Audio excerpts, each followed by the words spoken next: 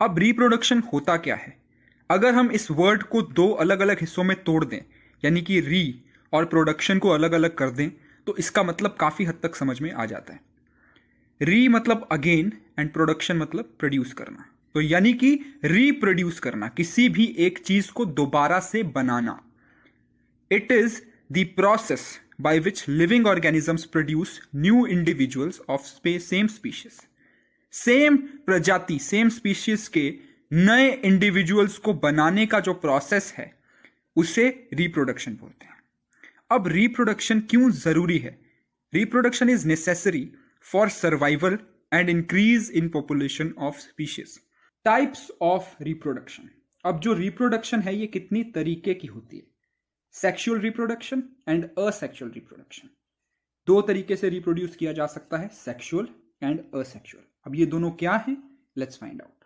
Sexual reproduction is the reproduction in which production of new organisms from two parents takes place by making use of their sex cells, that is known as sexual reproduction. सबसे पहली चीज इसमें क्या पता चली? दो अलग अलग पेरेंट्स इन्वॉल्व होंगे और उन दोनों के अंदर जो रिप्रोडक्टिव सेल्स हैं, जो सेक्स सेल्स हैं, उन्हें इस्तेमाल करते हुए उन्हें फ्यूज करा के जब हम एक नया इंडिविजुअल प्रोड्यूस करते हैं, that is sexual reproduction. For example humans. अगर हम बात करें असेक्सुअल रिप्रोडक्शन की, the production of new organism from single parent without involvement of cells is called asexual reproduction. सबसे पहली चीज तो क्या? सिंगल पेरेंट इन्वॉल्व है और इसके अंदर किसी भी तरीके के स्पेसिफिक सेक्स सेल्स या रिप्रोडक्टिव सेल्स की जरूरत नहीं है, that is known as asexual reproduction. Modes of asexual reproduction की कि ऐसे कौन कौन से अलग अलग तरीके हैं जिनसे हम असेक्सुअल रिप्रोडक्शन कर सकते हैं। Modes of asexual reproduction are fission, regeneration, budding, fragmentation, vegetative propagation and tissue culture. ये 6 अलग अलग जो टाइप्स हैं, ये हमारे different modes of asexual reproduction हैं। अब ये क्या है, वन बाय वन इन्हें डिटेल से समझने की कोशिश करते हैं। Fission.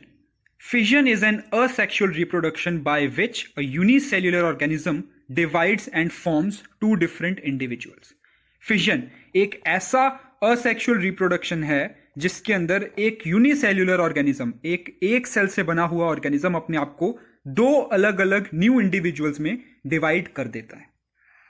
Types of fission. Fission कितनी तरीके का होता है? Fission is of two types, binary fission and multiple fission.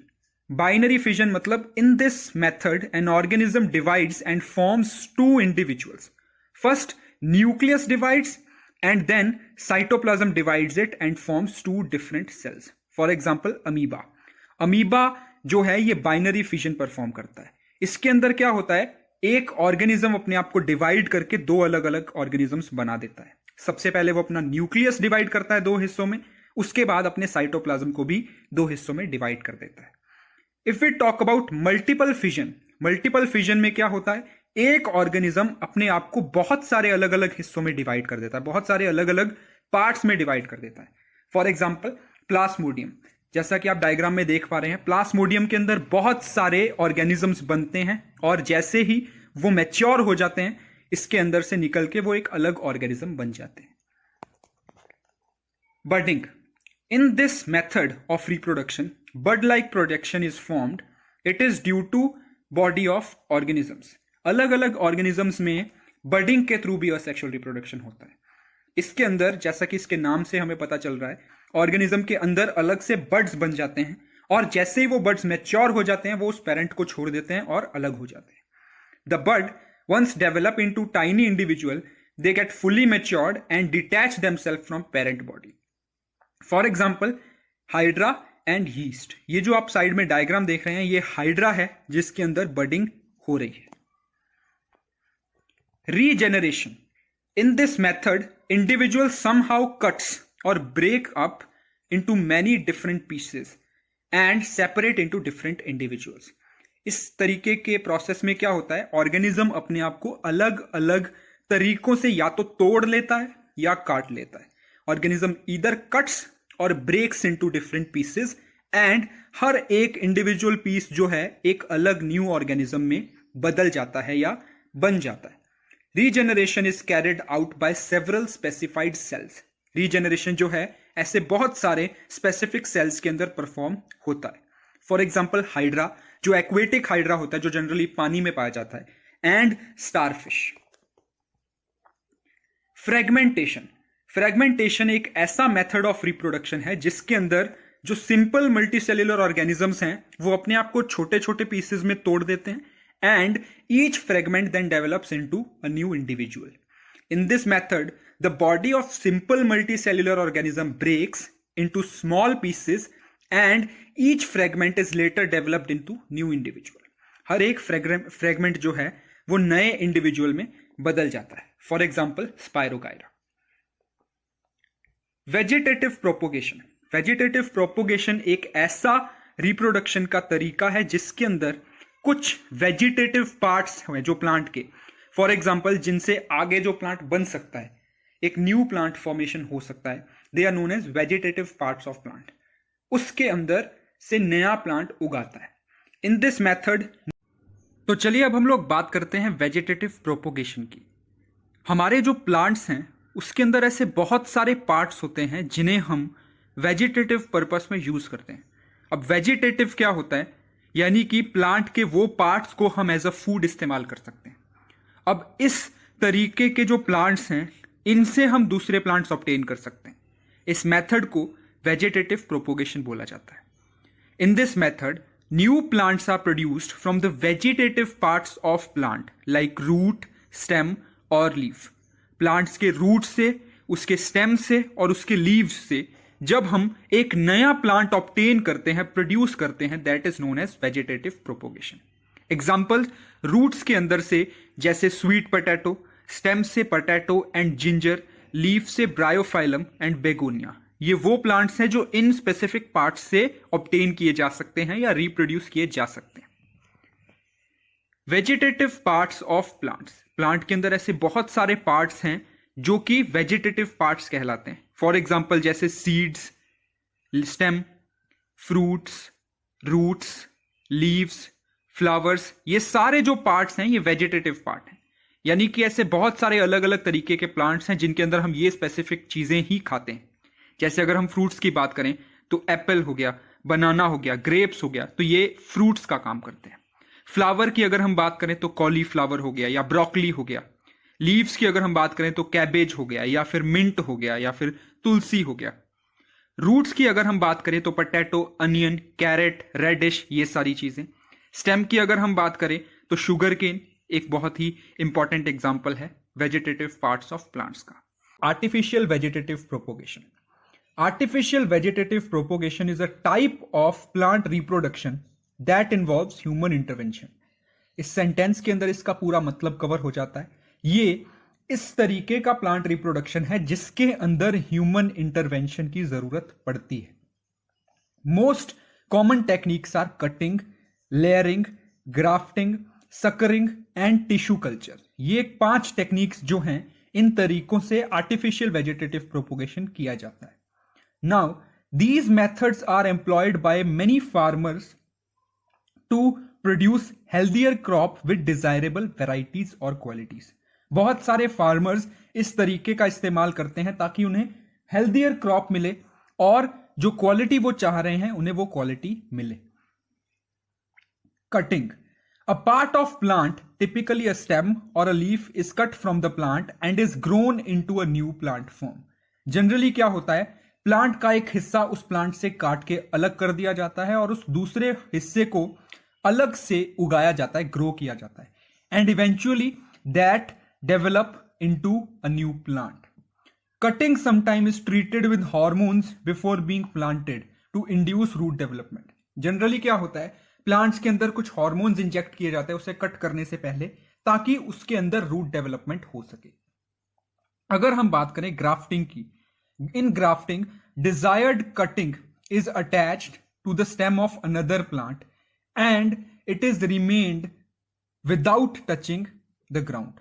Grafting में क्या किया जाता है, एक पार्ट ऑफ प्लांट को अलग कर दिया जाता है दूसरे पार्ट ऑफ प्लांट से और उसे उगाया जाता है एक अलग प्लांट में।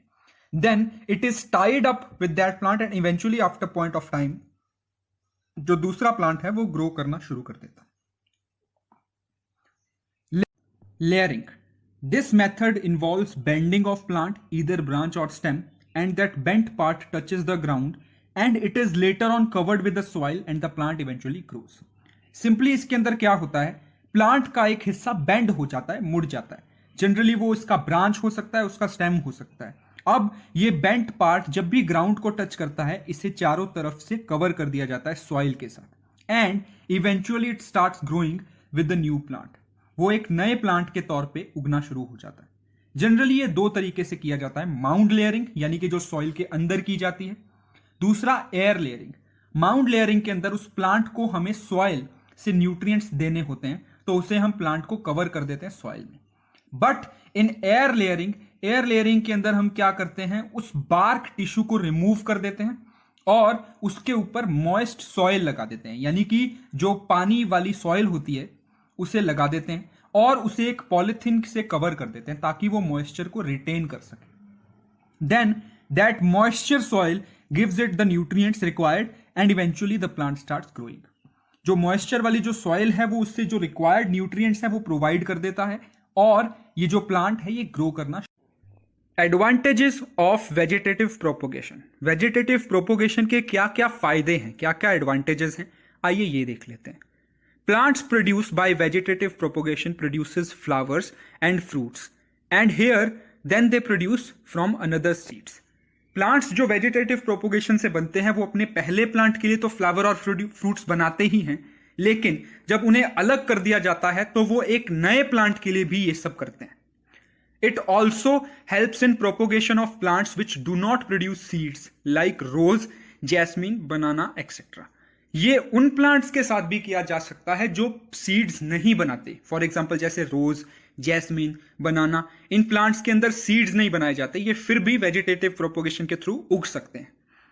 Plants produce are genetically similar to the parent. जो इस तरीके से प्लांट बनाए जाते हैं वो अपने जो पेरेंट प्लांट है उससे जेनेटिकली सिमिलर होते हैं।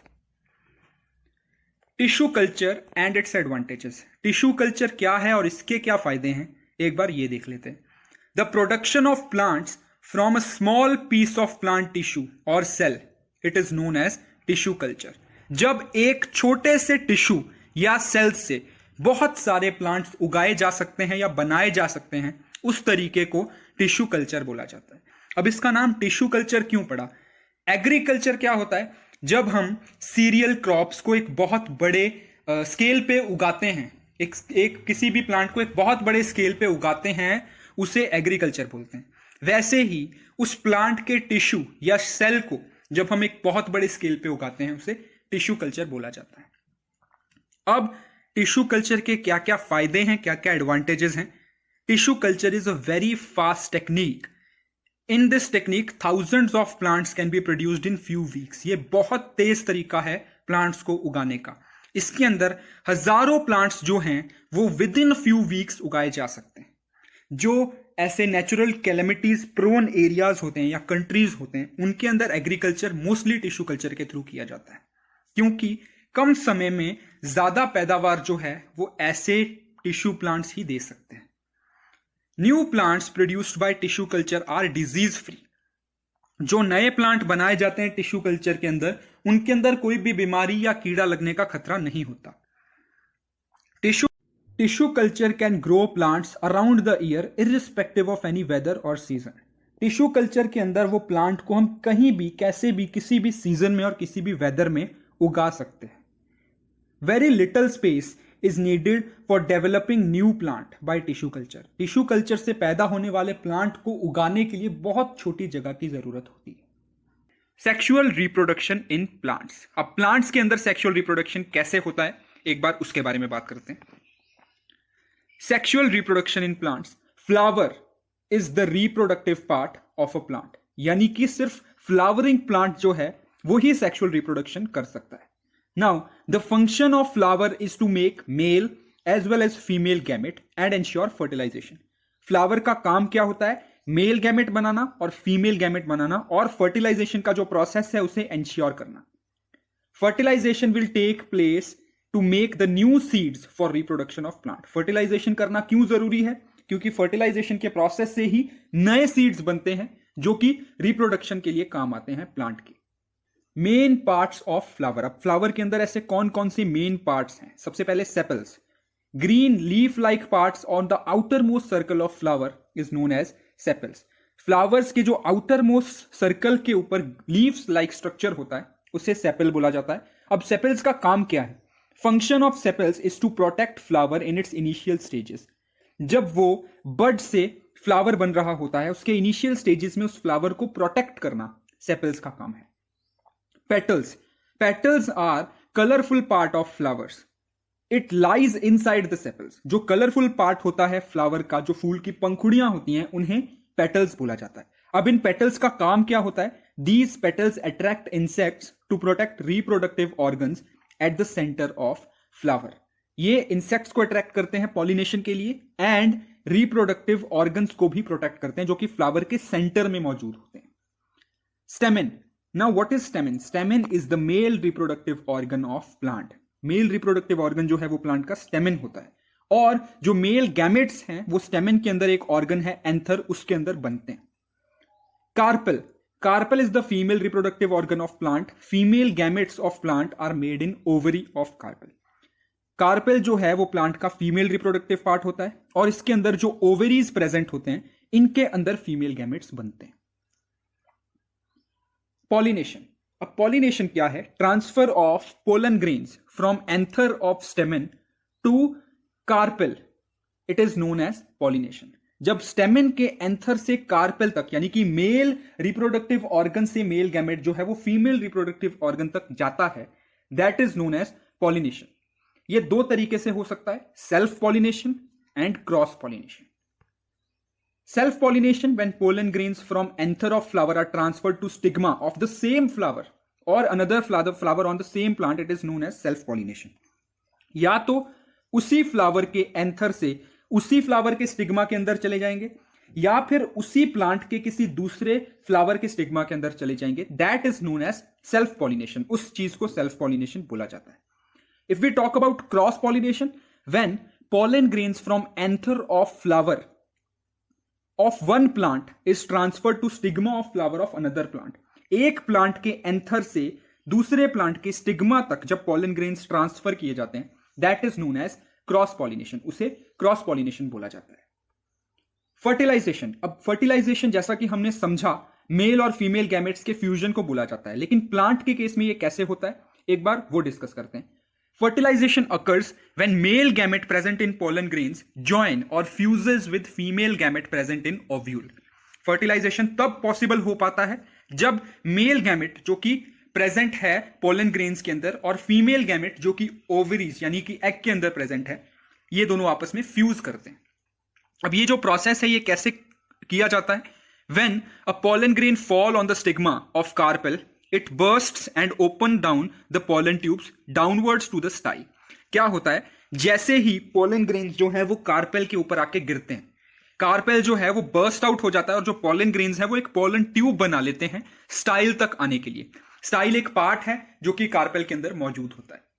Male gamete moves down the pollen tube which enters the ovule और ओवरी इन द प्लांट। जो मेल गैमेट है वो उस पोलन ट्यूब के जरिए नीचे आता है और ओवरीज तक पहुंचता है।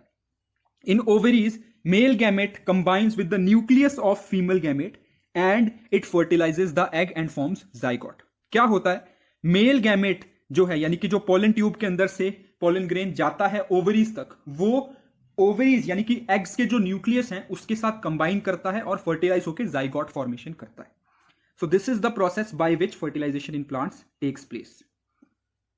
Formation of fruit and seed.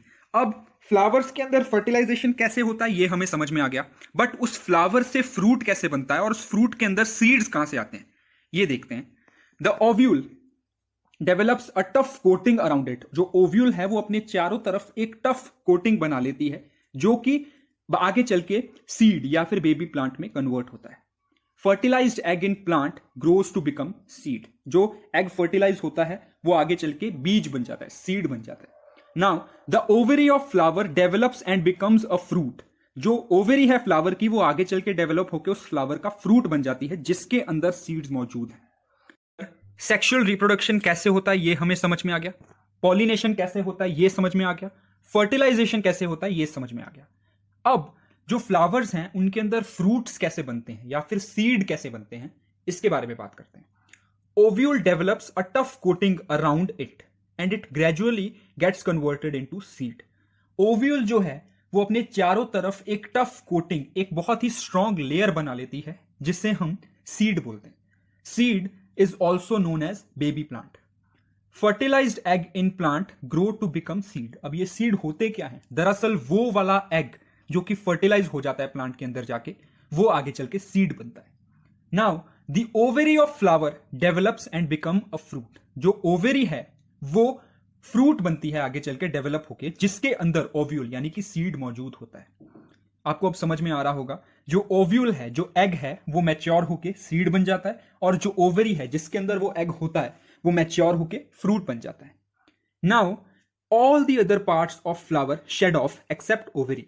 Ovary के अलावा सारे पार्ट्स जो हैं फ्लावर के वो शेड ऑफ हो सकते हैं या हो जाते हैं, बट उस ओवरी की जगह जहां पहले फ्लावर था वहां अब फ्रूट बन जाता है जिसके अंदर ओव्यूल्स यानी कि सीड्स मौजूद होते हैं। Germination of seed. अब जर्मिनेशन क्या है? The process of growth of seeds is called germination of seeds. वो प्रोसेस जिसके थ्रू सीड्स ग्रो करते हैं, बनते हैं, that process is known as germination of seeds. ये जर्मिनेशन ऑफ सीड्स कहलाता है। Germination begins when seeds absorb water and swell and burst through the seeds coat. जैसे ही सीड्स को पानी मिलता है, वो पानी सॉइल से एब्जॉर्ब करते हैं, वो सीड्स बर्स्ट हो जाते हैं और उसके अंदर से सीड्स कोट ग्रो होना शुरू हो जाते हैं। Now that seed coat that grows here is known as radicle. Water जो है उसके अंदर एंजाइम्स प्रेजेंट होते हैं, उन्हें एब्जॉर्ब करने में मदद करता है। यानी कि सीड के अंदर जो एंजाइम्स प्रेजेंट हैं, वाटर की मदद से वो बाहर आते हैं and that eventually helps in growth of seed. उन्हीं एंजाइम्स की मदद से वो जो सीड है वो आगे ग्रो करता है इनटू प्लांट।